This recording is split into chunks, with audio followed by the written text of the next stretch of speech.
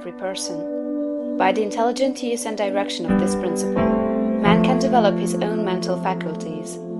Man has an inherent power by which he may grow in whatsoever direction he pleases, and there does not appear to be any limit to the possibilities of his growth.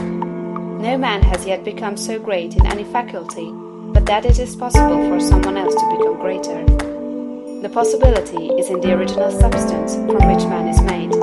Genius is omniscience flowing into man. Genius is more than talent. Talent may merely be one faculty developed out of proportion to other faculties, but genius is the union of man and God in the acts of the soul. Great men are always greater than their deeds.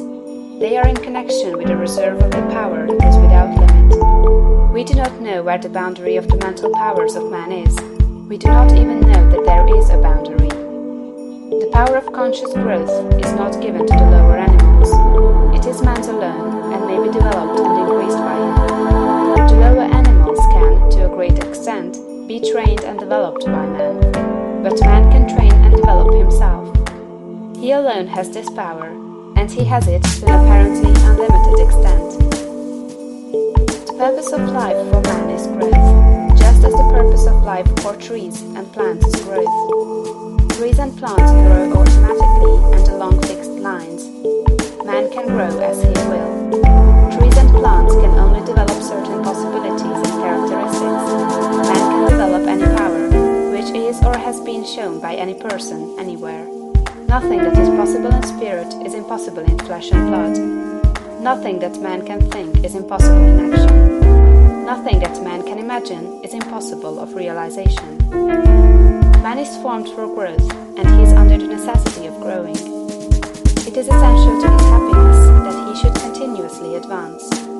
Life without progress becomes unendurable, and the person who ceases from growth must either become imbecile or insane.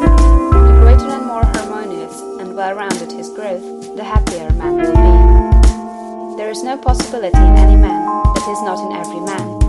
But if they proceed naturally, not two men will grow into the same thing or be alike. Every man comes into the world with a predisposition to grow along certain lines, and growth is easier for him along those lines than in any other way. This is a wise provision, for it gives endless variety.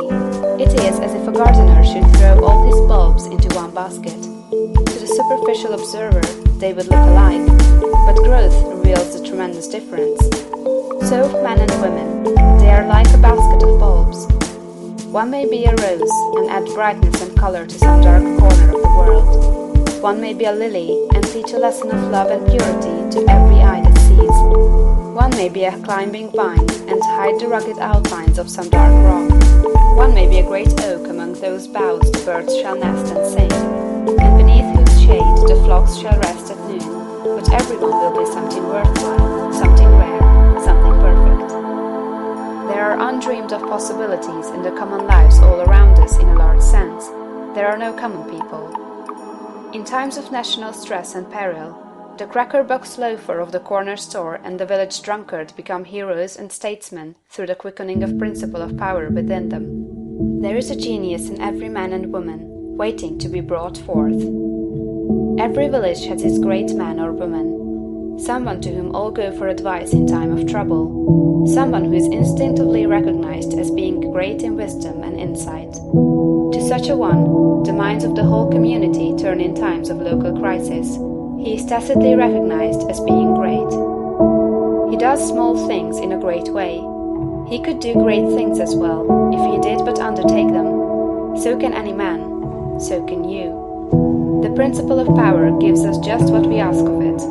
If we only undertake little things, it only gives us power for little things. But if we try to do great things in a great way, it gives us all the power there is. But beware of undertaking great things in a small way. Of that we shall speak farther on. There are two mental attitudes a man may take. One makes him like a football. It has resilience and reacts strongly when force is applied to it, but it originates nothing. It never acts of itself. There is no power within it. Men of this type are controlled by circumstances and environment. Their destinies are decided by things external to themselves. The principle of power within them is never really active. or speak or act from within. The other attitude makes man like a flowing spring. Power comes out from the center of him. He has within him a well of water springing up into everlasting life. He radiates force, highest felt by his environment. The principle of power in him is in constant action. He is self-active. He hath life in himself.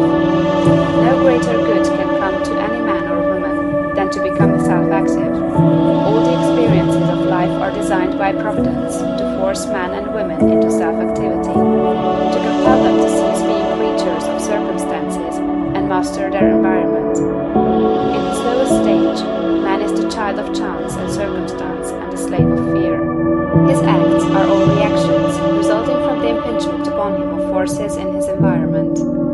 He acts only as he is acted upon, he originates nothing. But the lowest savage has within him a principle of power sufficient to master all that he fears. And if he learns this and becomes self-active, he becomes as one of the gods. The awakening of the principle of power in